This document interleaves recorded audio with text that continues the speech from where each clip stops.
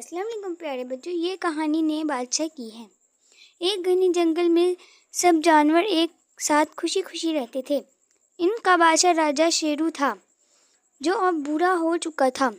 وہ چاہتا تھا کہ اب جنگل کے لیے ایک نیا سمجھدار اور بہادر بادشاہ منتخب کیا جائے۔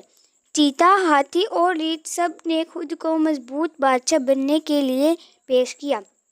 سب اپنی طاقت دکھانے لگے۔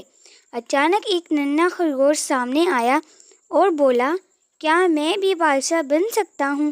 سب ہنس پڑے۔ تم تو بہت چھوٹے ہو۔ اسی وقت جنگل میں ایک زوردار طوفان آ گیا۔ سب جانور ادھر ادھر بھاگنے لگے۔ پانی کا بہاؤ اتنا تیز ہو گیا، مگر ننھے خرگوش نے نہ ہمت ہاری نہ بھاگا۔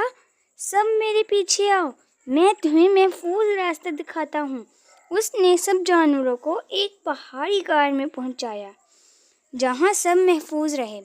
جب طوفان ختم ہوا تو سب جانور حیران ہو گئے۔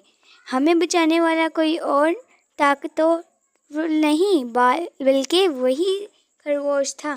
شیر بولا، آج سے جنگل کا نیا بادشاہ خرگوش ہوگا، کیونکہ اصل بادشاہ وہ ہوتا ہے جس میں ہمت، عقل اور محبت ہو۔ اخلاقی سبق کیا ہے؟